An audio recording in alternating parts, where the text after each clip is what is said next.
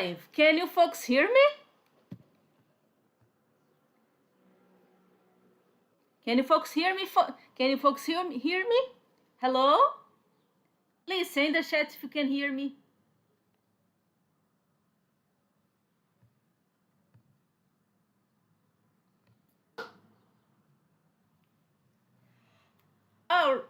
All right, so let's start. First foremost, right, so let's go. Thank you everyone for coming. My name is Marina. I am I'm gonna be your reader today. I'm also one of the moderators from both Dazecon and the Kagepro server. If you want to check there after the con, we are always open for new members.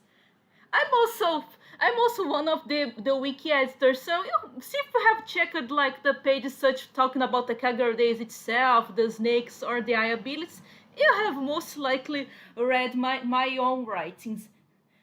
But I'm not here to do any of those things today. Those will go to Jungs or Danny later. No, today I'm here to present you to the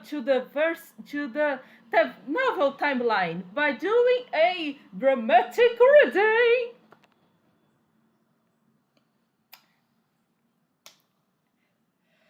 So, if you are not familiar with the novels, there are a total of 8 Kagerou Daze novels, all of which comprise the what's called the novel route. The novel route is canonically situated between Manga Route 1 and Mekaku City Actors. So it doesn't have really a super happy ending. But well, that's Kagepro. What were you expecting for, huh? But not delay this much longer. I'm gonna start now check the doc. Let's go through some illustrations. Very cool. I don't know why the heck Seth doesn't have an illustration here. Poor guy. He only appears from novel 2 onwards. The table of contents, and here we are.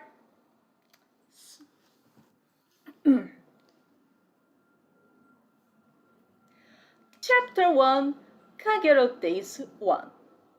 My eyes are blinded. In an instant, the word flashes to monochrome. Amid it all, the blur of a clear, cloudless sky, and a red sign, and then those two colors alone, bursting stark contrast, burning themselves deep into my retinas. This sight now spread out before me. What's this? The sound of the cicada's mindless, frenetic cry steps into my ears. The smell of iron intermingles with her scent.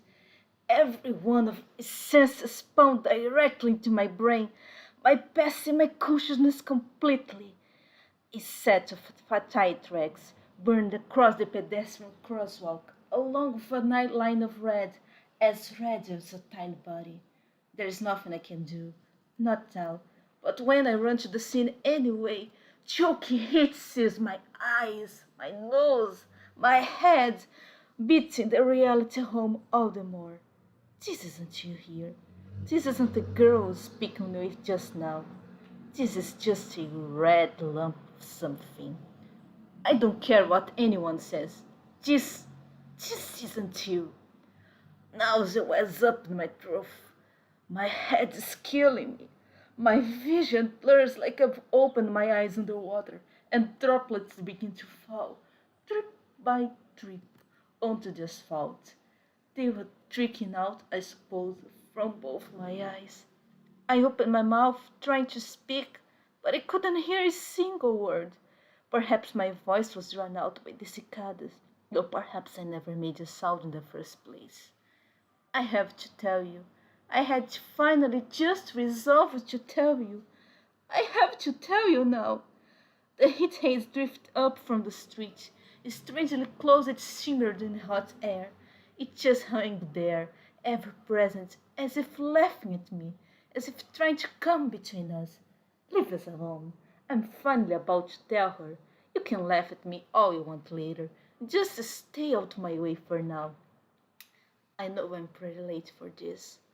I know this could make things weird. But your kind of selfish attitude, the way you get violent when someone makes you blush, the way your hair is melting the breeze, everything. I love it, all of it, and you. So, hope folks enjoyed that introductory chapter so far. Hope hope you're enjoying so far. Now that you have passed through that depressing Hibia pop, we are now going to move to some Shintaro Nene shenanigans. Let me just drink some water.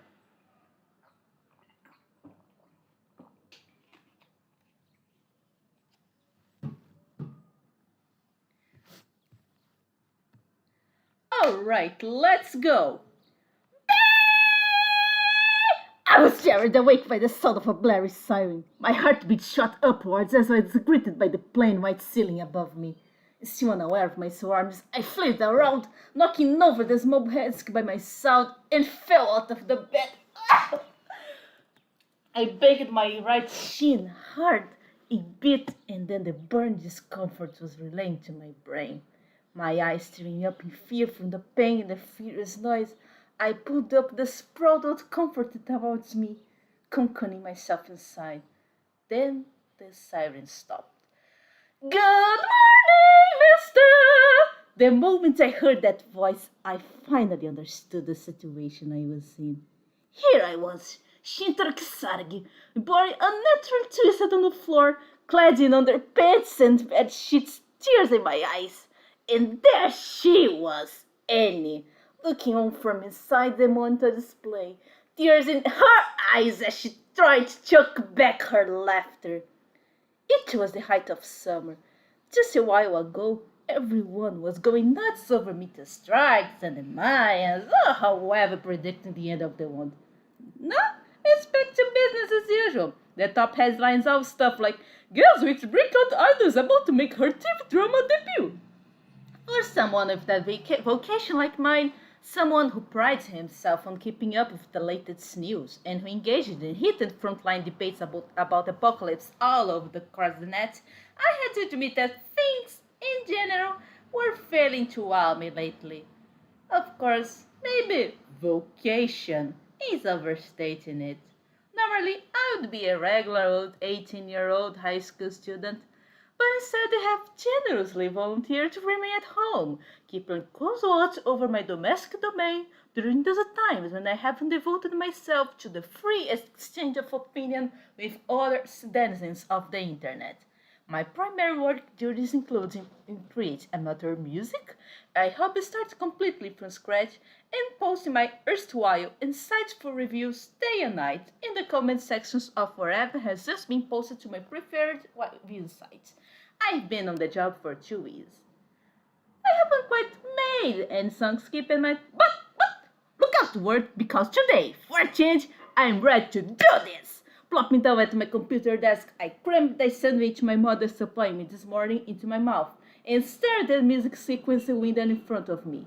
My mission? To reach #1 on the video site rankings, to get my song on the ringtones and karaoke rooms, to release my first major album. Basically, I want to be lavished with attention. Most days, it's just lofty ambition sadly gets sidetracked, failing to do after half an hour or so as I push forward with my pressing video comment obligations. But no, today will not be like most. This sandwich is filled with more than just my mother's love. There must be something else in it that drives me now, filling me to overflowing with catchy musical riffs, like the muses themselves have possessed me. Oh, Jesus is gonna explode, I said to myself as I began punching in notes. This composition work was going so unbelievably smoothly that it was unnerving. But there was something else fitting around the display.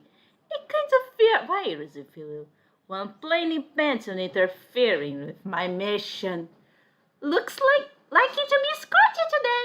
Wow, they are saying it's gonna get up to 95 downtown. Oh, look out! They have already taken 10 or so people to the hospital for heat stroke. Better take ample precautions when you go outside, master. I have no idea why anyone would go outside on a day like this. Though really, I have no idea why anyone would go outside, period. Oh, speaking of it, Master, today's siren was an alert used by sister nations in case of threat level 4 or higher incidents. I boosted the frequency bands. I thought you would find the most grating and... The hell would you mean today's siren? You got one for tomorrow too? Ugh. Oh, great. I just hatched back at her. She had been shifting to and fro across the display, futilely trying to engage me in inane conversation. Now she was stopped, standing tall. The smile provided a cherry to top the look of utter victory on her face. She was front and center on the screen now as she joyfully continued. Oops! Guess let's get out of the bag. Now I have to find something even more exciting for tomorrow. Oh, and no need to thank me, of course. Seeing happy customers and smiling faces, all the thanks I need. I didn't ask for sales rep. You know this is gonna bruise, right? This is aggravated assault we're talking about. I pointed out the soon-to-be blunt force trauma on my shin, plaintively stating my case as she cracked like a witch, furtively rubbing her hands together. It was a futile effort. A question mark popped over her head as she tilted her head in a brazen attempt at shocked confusion. It was August 14th. 3 in the morning, by the way. The siren that so suddenly blared across the house had beaten not just myself, but my mother out of bed. She rushed over to my room, only to find her son ranting and raving at this cute virtual cyber girl on the computer display. As the shout intensified, causing far more consternation for any neighbors than any siren, and as I found myself receiving a face-to-face greeting from good old mom for the effort, morning slowly crept across the landscape. Which brings us to now. I haven't looked in the mirror yet, but I assumed I had a bruise on my face as well by now. Gah, you have got to be kidding me. What the hell am I gonna do if she destroys my computer? I'll like die. Oh, Master, you're so kind to me, but your concern for me above your own. And you even came right to me the moment you woke up this morning. She zoomed myself in on screen, her eyes shining like a reject from some old shoujo manga. I flinched at another violent rage. Yeah, 'cause I'm gonna delete your ass! If I lose my computer, that's gonna kill me, not you! Oh, there you go again. You can't fool me. I know how thoughtful and caring you Master really are. Yup, every day you do. Nothing but bliss. Bling, bling, bling, bling, bling. Jesus gets nowhere. It never, ever gets anywhere with her. I'm sick of it. How did this wind up happening to me? Let me think. About a year ago, I received an enigmatic mail from an unknown sender. I opened it, something I would never dare do today, and the result made my life the stressful farce it is now. The moment this thing lurking in the mail attachment wriggled its way into my computer, it commandeered every single square inch of my hard drive. At the time, I had no idea what had happened. I saw these geometric shapes pop up on my desktop on top of all the application windows, and then this girl appeared, her blue hair done up in twin pigtails, a faint glow covering her entire body. I thought it was cute at first. I really did. It's hard to believe now. This girl I suddenly presented with exuded mystery. My mind conjured up images of some distressed heroine going like, "Oh, you finally saved me! We must fight together for justice," etc. It was more than enough for someone like me, a troll in a troll cave, the other dregs of society, to think that I had finally drawn the award-beating hero card. The encounter was too perfect, drawing me to flights of terribly mistaken fancy.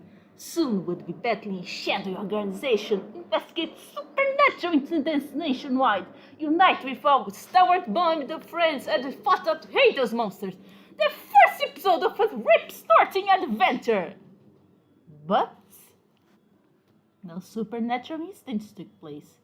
Remarkably, I didn't grow a magical demon eye or anything. The band of friends was out of question.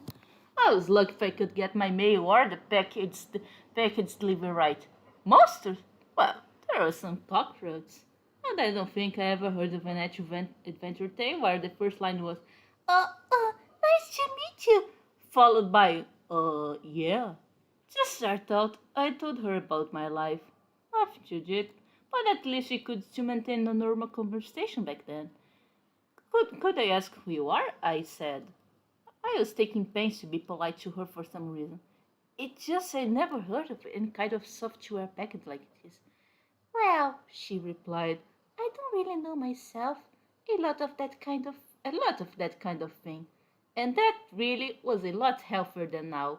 I could ask her things, and she would actually give me a reply. But I guess she got used to things after about a week.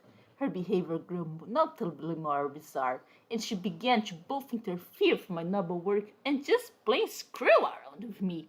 She renamed my folder with all my embarrassingly heartfelt song lyrics and such as Peace Fit, the repository of cherished and picked images I had spent my life collecting and observing, had named changed to Colonel Graveyard. After a month, the remaining bins had spread across my entire PC. Even the file names of all the demo data for the tracks I was building had been overwritten with rather more sensitive titles. The sort of titles that, if I built an album out of them, might kick off a completely new genre. I won't bother going to the trough-burning tirades that followed each incident. None of them that had any notable effect on her. Hey, you changed my login and password, didn't you?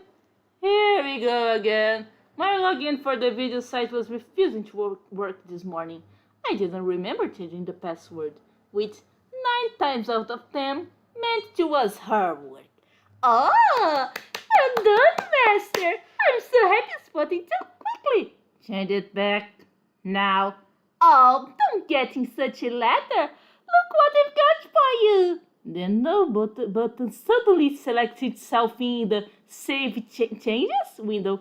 Every single window in the display closed, not minimized, closed in an instant. Ah! Then, like the climax of some terrible 8th game show, a multiple choice quiz came up on the screen. Right! Question is correct, and I'll give you the best password. Are you crazy? I'm gonna kill you! Give my song! Give it back! Anyone watching from afar as I shot off my chair and yelled hysterically at the display probably would have found it hilarious. She herself looked put off, wearing kind of, whoa, who's this guy? He's a good kind of expression. Even though it was hard damn fought. I had lost the strength to go on. I cradled my head in my hands, prepared to bang it against the desk in agony, when I felt something ominous about my elbow. Ah, Master, your drink! Huh? The soda I was in the middle of drinking was pouring itself out over my keyboard and mouth. A second scream thundered across my room as I, in a panic, beat the keyboard scissors and the hand tissues. I heard the words. Visions of my heart were getting drenched in the high fructose corn syrup dancing in my head. But I couldn't battle ways of winter thoughts like that. Body and soul, I had to focus on rescuing this endangered, vulnerable life. Come on, live! Everything I could wipe was wiped. Hurriedly, I tested out the keys. The only ones that responded are O, R, and T. Apparently it was too late.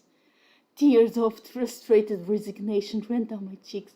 Master! Mouse! Her voice snapped back to reality. Yes, she's right! I still have another life to save. Holding back the tears, I took the mousy head. Please come back to me! I found myself gurgling out loud as I single-minded blurring the mouth with a flurry of tissues. I couldn't say how long I spent over the desk, but when I was done, all that work was the right mouse button. The contact menu popped off the screen.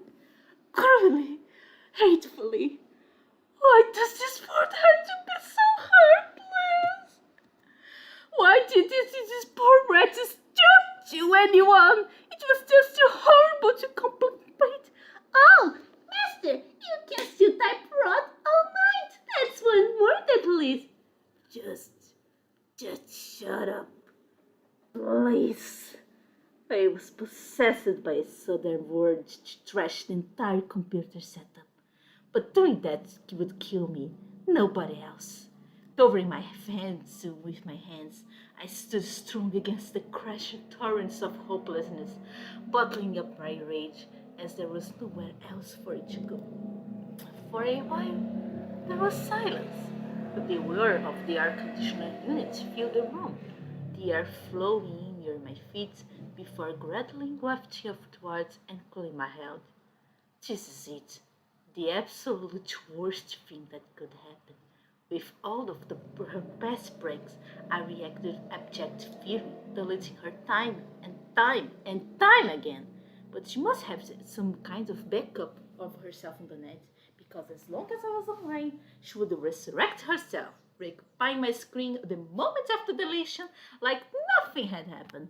But to ask, wouldn't staying offline solve the problem? Perhaps, but I couldn't bear the thought of living in that particular hell for even a few hours. So each time, the cycle began again. Truly, she was an enemy of mankind, one created by human hands. Annie, the enemy.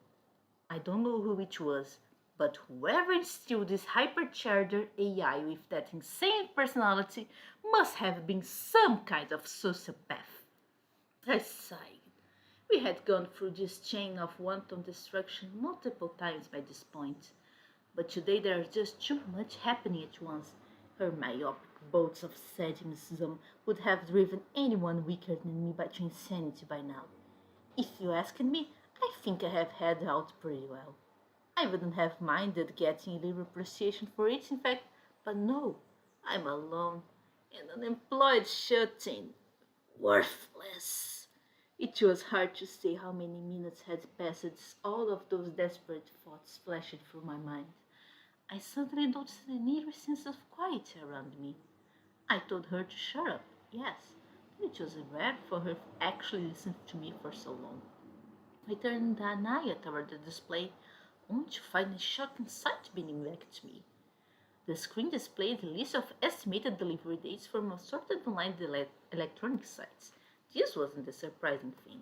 She was mopping apologetically on screen, trying to gauge my attention. Our eyes met. Uh, um, she said, averting her gaze as she pointed out the keyboard and mouse I had all but set up a week for. I don't know. I wasn't expecting this to happen. It was just kind of a joke, you know. I was stupefied.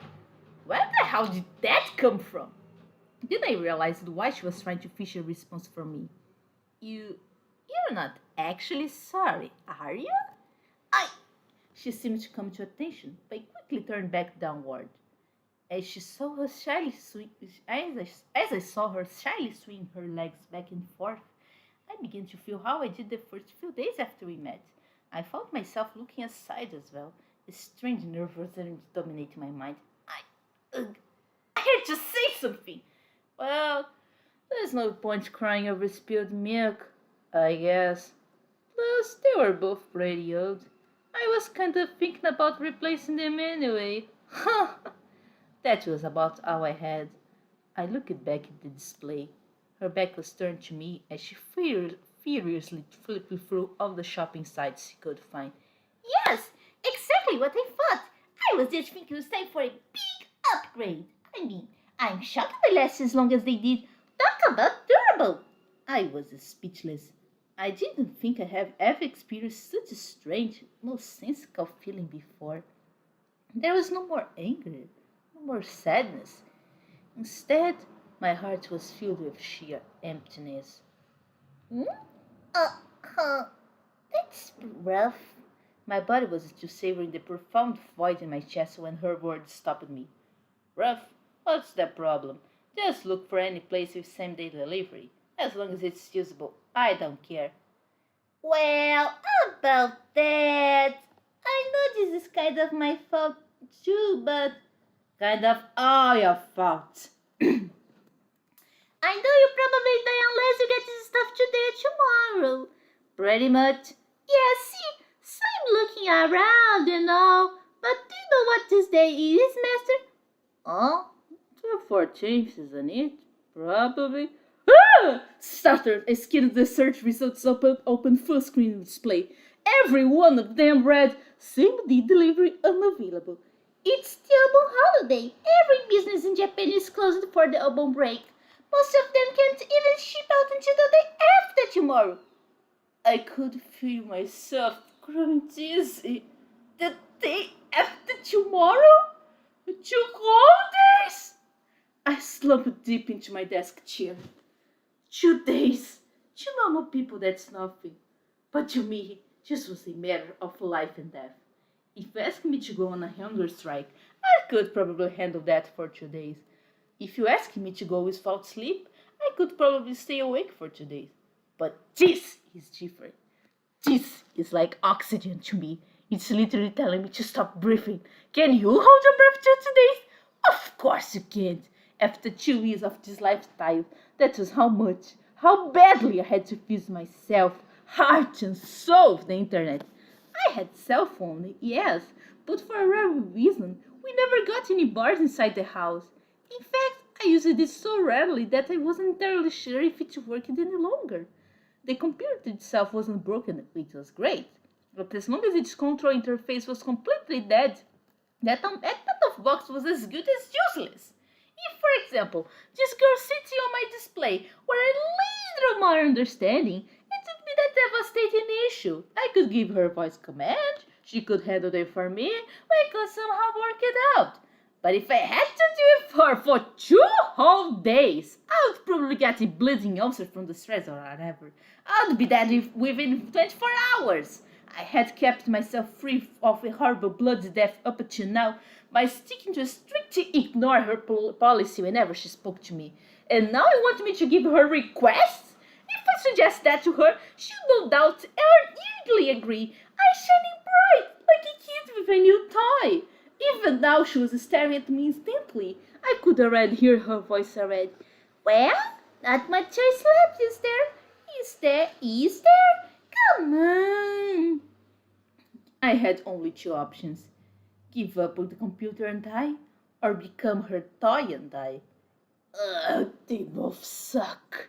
This sense of hopelessness was strong enough to take words from my side to escape my lips. Escaping my lips. It honestly sounded stupid when I thought about it, but I was quite confident if I ever went offline, I really would die. No exaggeration. Seeing myself faced with this ridiculous situation, with death the only feasible method to escape, made me want to cry. What? Well, I imagine you have your own feelings about this, but I think I probably went just a little too far this time. She had already started her mopey little show again, nervously swinging her legs, the same angle that had already trickled me once before. Okay, I'll take this image as a pause for drinking some water. Excuse me?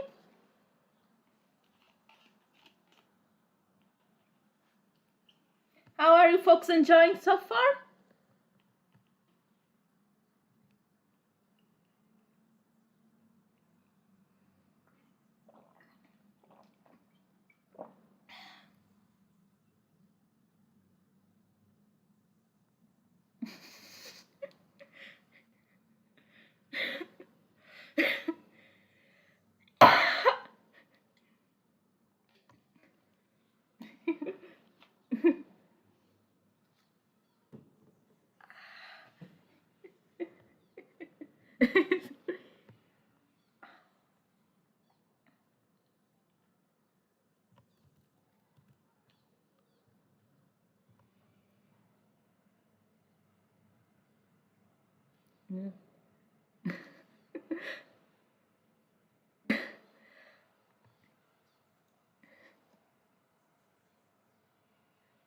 Oh, you folks heard the motorcycle. Fuck. I would have closed the window, but then I would die of heat. Even in winter, it's fucking hot here in Brazil.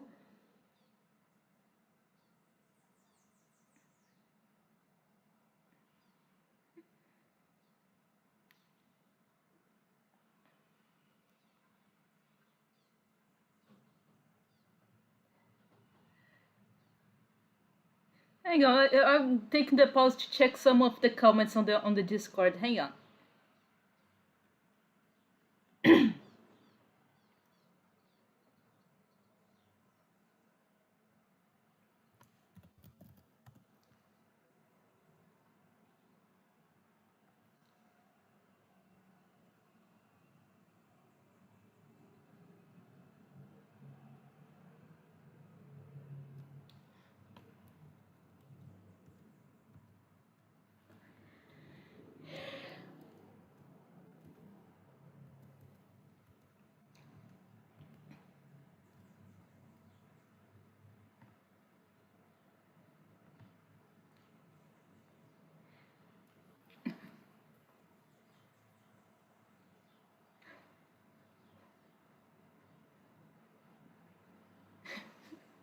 I'm glad you guys are enjoying my voice acting. I like being very dramatic. And yes, singularity. I'm from Brazil.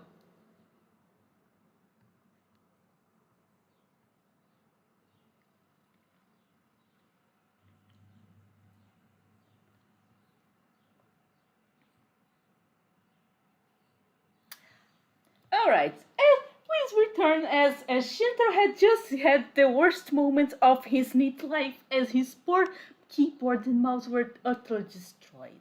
And now he will have to make an important decision. Will he may able to make said decision? Find out in the next episode of Kagepro. Is that the only variation of your apology routine? Or what? I'm not falling for that crap twice. No, I mean it. Just give me a second. I'm really sorry, okay? 3 days, 4 days, no matter how long it takes, I can service as eyes and ears. Her zooming face luminum screamed as she made her enigmatic plea. Huh? So, until stuff comes in the mail, you can feel free to use them as a keyboard and stuff. I won't mess around with anything. I'll do exactly what you tell me to do. I mean it.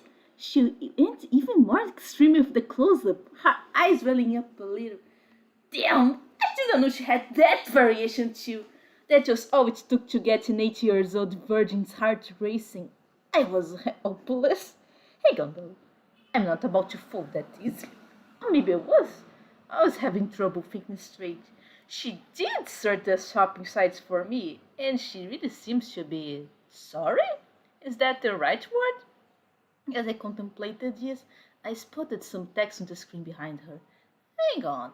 On the bottom left of the screen, behind her massive zoomed-in face, if you squinted, you could see the question the multiple choice quiz app from early been here rewritten. Question 1.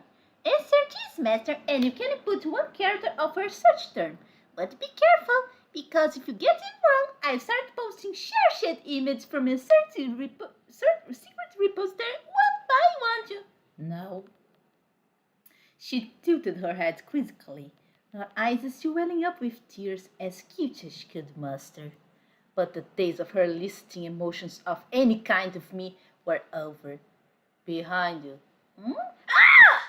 Turning around in a whirl, she closed the app, then peered back with her welled-up eyes as if nothing were amiss. She was a bit shaken, having trouble perpetuating the act, but her tears were welling up to a higher point than ever, as if to make the difference. Ugh. Hmm? Quit it. Quit what? 2 years. Looking back on everything that has transpired did make me emotional in some ways, but I knew that I had only one option left to survive. I stood up and opened the closet door. I never even so much as took a walk around the block, so normally I rotated between only a few articles of clothing. The idea of a full-on clothes dress seemed silly to me, but today, and today alone, I'm going to open this up. My master? The voice behind me was filled with shocked surprise at this unbelievable turn of events. I opened the first drawer, revealing a well-folded hood and windbreaker.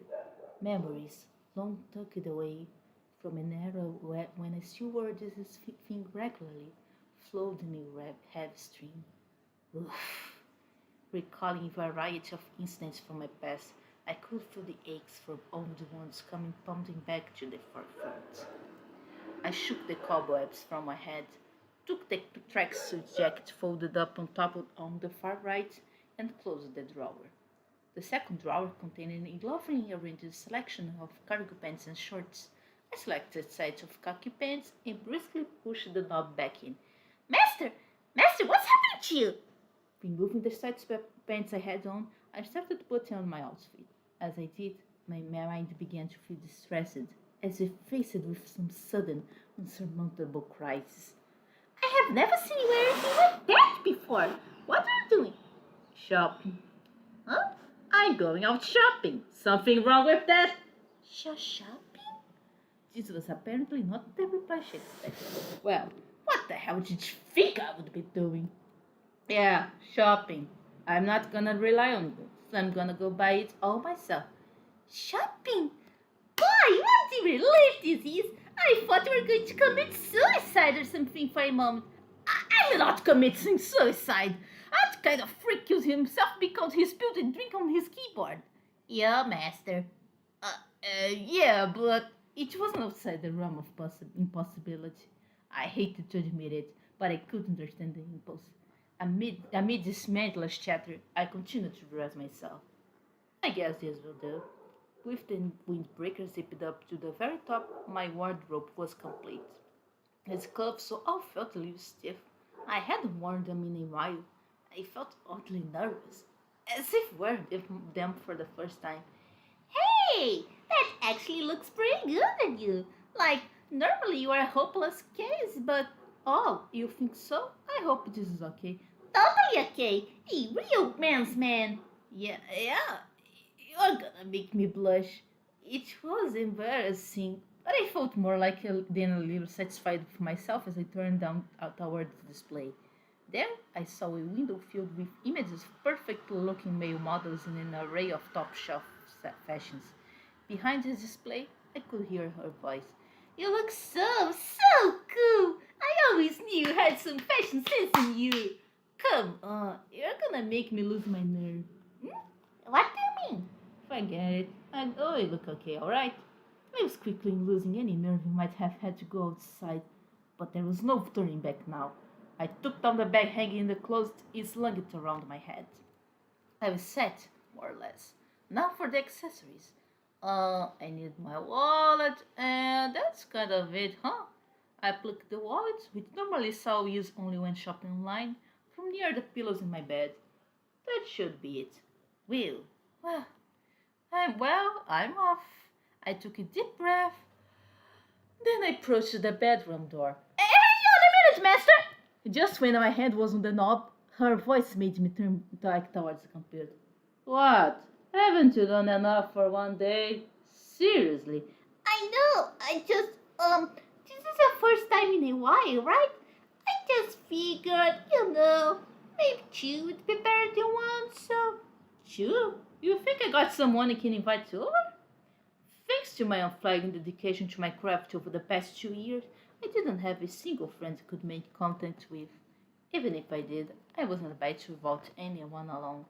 I didn't mean that, master. I mean, if I were you, I could help navigate and stuff, so... She was plainly waiting for me to get a picture. I wasn't dancing off to miss the take me along message. But didn't you want me to hug the computer with me?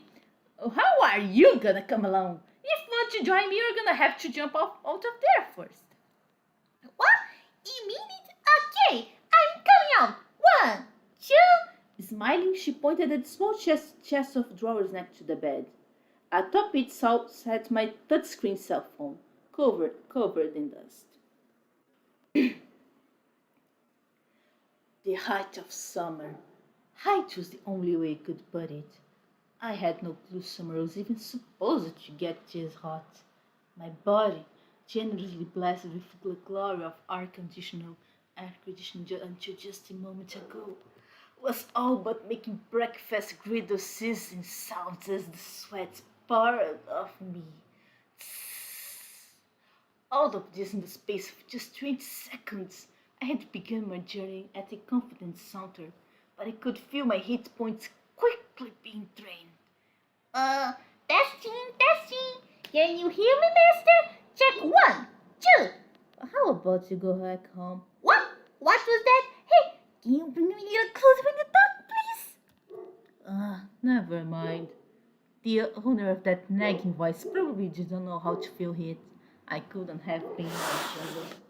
With my ear canal earphones on, as I gripped my phone like some kind of walkie-talkie, I must have looked like an agent on some kind of mission. She had all but forced me to bring her along to the end, threatening to play that siren sound from the morning again, or go on my high school's online forum and place a personal ad using my real name.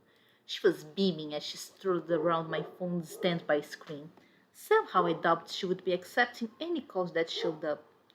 I never imagined that software would be operating me one day, not the other way around. Although the operator in question is really more of a modern day plague spirit. Out on the street, I was faced with the full brunt of summer's brutal barrage. Haze was shimmering off the far end of the road. I felt like an Arctic, or Antarctic for that matter, creature suddenly thrown into the savannah. It was hot. Temperature, humidity, the exact statistics matter little. It was just hot. You have to be kidding me. This is what summer's like. Weren't you listening to me earlier? People are going to the hospital for heat stroke. Oh, did you bring our insurance card, Master? Sure did. All set for the ambulance. Yeesh. Before I left, I had brought along a few things to ensure I was ready for anything that had happened. If worse came to worse and I collapsed in a pile of molten goo, at least they would know who I am. Or was. Perfect! Nothing to worry about then. Let's get trucking! Yeah, Wait, no. Why are you bossing me around? That's all your fault I'm here. Oh, hey, go right to the stoplight. Right. oh, the street. Sorry. Man, I don't understand these roads at all. I don't even know where I am any longer. Well, you never go outside, Master. It has been 2 years since you left the house, right? It looks like the local map has changed completely since then. The crushing heat prevented me from noticing, but things really had changed a lot. I could see new and unfamiliar mid-rise buildings in front of me. There are a couple of new condos here and there, and what few memories of the era that remained were quickly being overwritten in my mind. Must have been some of that urban development they are talking about. I have lived in this town for a while now, but I don't remember it changing this quickly in just 2 years. That, or maybe shunting myself in my room made the gap seem that much more gaping when I finally tiptoed out. I was seized by the feeling that someone, somewhere, was gradually replacing my seat, piece by piece. Maybe everyone who lives here, including me, just didn't notice until now. I moved the idea as I turned back and made a right at the intersection, finding myself on a larger street. My home was in a surprisingly handy location. There was a variety of transportation options, and the street saw a decent amount of foot traffic. Watching the people crossing from left to right to left between the two buildings that flanked the street ahead, that didn't seem different at all from the display I usually spent my time staring at. Okay. Make left onto the main street and keep following it. Then go right and... Master! Oh yeah, got it. So, with Anex, I said go left onto the main street, then make a right. You sure spacing out on me, Master? Oh no! You won't have heat stroke, are you? no, nothing like that. It just feels kind of weird. Is there really a department store in that area? There definitely wasn't one 2 years ago. Not a big one at least. It used to take kind of a few trips to find any electronics nearby. No doubt about it. See? Here's what it says on the website. Your hometown department store, full of home appliances, electronics to a vast array of kitchen accessories. We have got everything you need. Oh, but they only built it this spring, I guess. Oh, no wonder I didn't know. But why here, though? Well, it looks like there have been pretty aggressively developing this neighborhood lately. If you go right here a little ways, there's this huge hospital, and then a new school after that. A big library too, across the street. That all got built up from the end of last year to this one. All of that? Man, this place has really changed. Anyway, here's the main street. Leaving the side street, I was greeted with a panoramic view of my town. Billboards and trees lining the road, office buildings and restaurants, students in uniforms, company staffers apologizing to their phones. That and all the noise they were making. I felt something akin to lightheadedness at all the emotions it conjured up at once. Wow, I think I got the bail. Wanna go home? Yeah, let's go. Sure, a lot of people, huh? That's the open holiday for you, I suppose. They're hanging there. You're not even listening to me, are you? Oh, Ben, look at all of those people.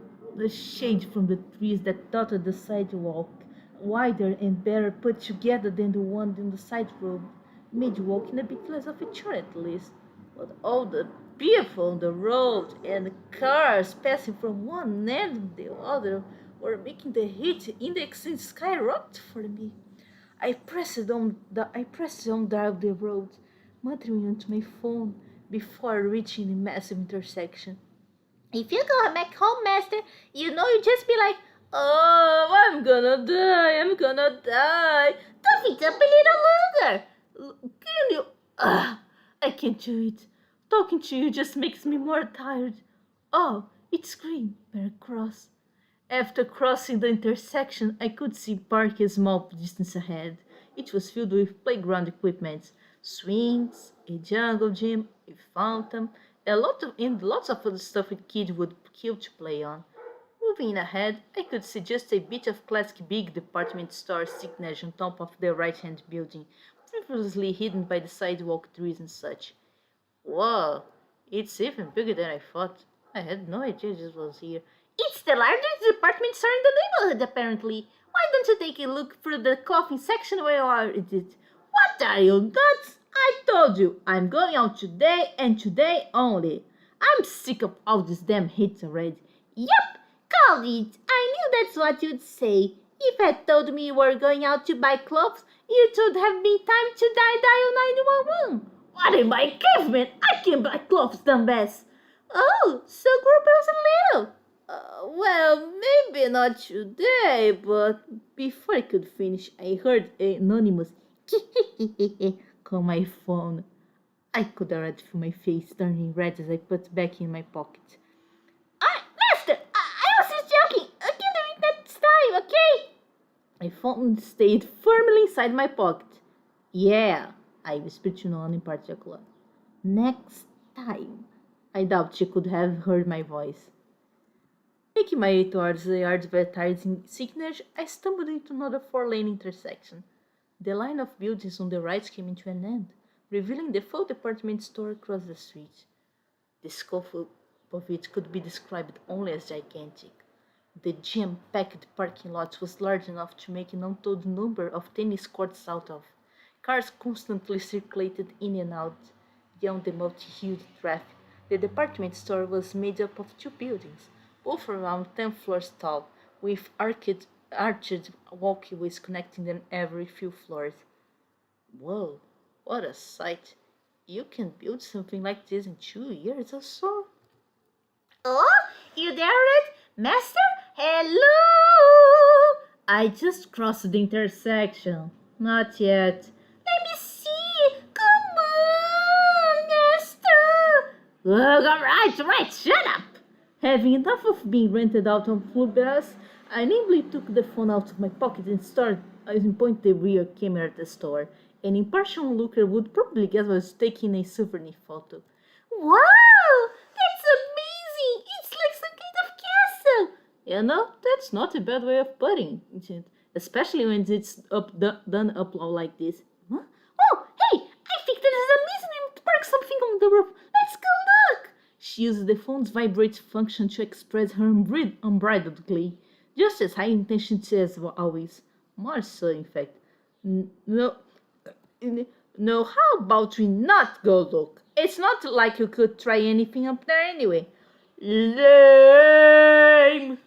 The phone erupted with a couple of short bursts of vibration, followed by the new text message jingle. I knew it was urgent, of course. It wasn't like there was anyone who would have actually been texting me. Huh? What? I looked at the screen, only to find her staring back at me, a vivid expression on her face. Her aggressive, furrowed gaze was enough to genuinely startle me. There's all kinds of places I want to go. Yeah, that's great. You know you can't go on any of the rides, right? What's so fun about that? It'd be boring. Oh, alright, forget it. That's gonna doubly a topping ship. Go ride the merry-go-round by yourself for all I care. You're not catching me dead on that, okay? She flashed a look at me, and with that the power shut off. Or not. The clock in the background was still on. Energy save mode, maybe? Either way, the screen was totally black. Uh, come on. Hello? I pushed some buttons and shook the phone around a bit. Nothing. Slowly, inexorably, the clock continued its advance. It was currently just past 12:30. What are you acting like this for? I really don't get what. Ow! Someone bumped into me. I had it coming, maybe. I was stopped just after an intersection nearby the entrance to the Stargrass. Sorry about. I turned around, involuntarily looking to those eyes. And for a moment, time froze. Even though it was midsummer, he was wearing long-sleeved, light purple coat. His eyes were only visible from deep within the drawn hood, but they were cold as ice. They were eyes of some dead, inorganic beast. I was seized in fright, as if looking at some forbidden bubble, and I felt the sweat jetting out of every pore of my body. So, I'm sorry for. I pulled my head down, making myself diagnosed with social anxiety disorder, playing to the word with my stupid apology. That's it. He's going to kill me. Sorry, thanks for everything, Mom. Wish I could have gotten a girlfriend at least. Oh, no biggie. Sorry about that. Huh? The moment I looked back up, not a trace of him could be found. The front entrance was crowded, but not crowded enough for someone to disappear in a flash like that. There was nothing immediately nearby that he could have concealed himself behind. Not that quickly. I braced my arms against my knees, my body ready to collapse on the spot. My heart pulsed aloud in my ears, and the sweat oozed out on cue. This wasn't just because it was the first time interacting with another human being in ages. Those were absolutely the coldest eyes I had ever encountered in my entire life. And not because he was angry I bumped into him either. They were deeper than that. They emitted this sense of intense calmness, a calm beyond anything I could imagine. Right? Huh? I said, are you alright? Taking out my phone, I looked at the screen to find her perched in the center, apparently back to business just as pouty as before. You still there? I had hoped you'd find it at my lunch. Somewhere around the moment I was about to finish her sentence, her face began to glow bright red. Was this bad? Yeah, this was bad. I had never seen her truly in a rage before. But either way, this definitely wasn't her cheerful side. No, I'm sorry, I'm just joking, I'm sorry, okay? Hey, let's go to the roof later, up to that amusement park, okay? In an instant, her red that had stomach across her face disappeared, and her eyes shined so brightly that I could almost hear the sparkling sound like. Great, I was scrambling for words, I know, but that was one button I absolutely should not have pushed. The amusement park? Really? You just said we're going? The phone practically vibrated itself out of my grip. The sparkly clues I heard in my mind were starting to get offended. Sure, yeah, great. It'd be nice change of pace. That's a promise, right? Let's go on that thing that goes up and down and stuff. And after that, After me felt a twinge of regret at the reaction I was getting, but I figured it was harmless enough. I had already begun to file away my early encounters, nothing to concern myself about. This was more interesting anyway. The outside world was just as much as a warm surprise for her as it was for me. She can smell the city or feel the heat steaming out from it, and maybe it has made her far more enraptured with this world than I am, or ever will be. I went through the entryway, nodding vague statement to all her glowing requests for the stops as I proceeded one. So it's already like 4:55 and another panels will start soon, so I think this is a good point for us to stop. How about it?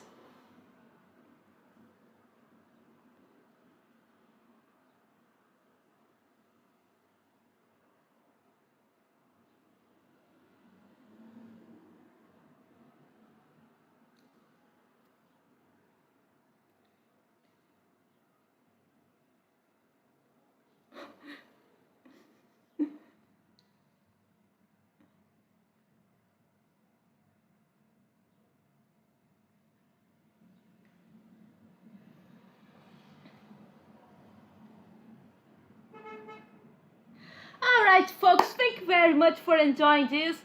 I hopefully next year I'll be back to continue the novel and hopefully we can get to finishing this chapter. But for now, let's go into yeah, I have to stop already. It's already we have already been an hour and other panels will begin soon. I want you folks to all see. And like, hey, there's still lots of novel to go through. I have plenty of material for the next comes. All right. It was a pleasure. See you all, folks. Kisses for you all. Bye.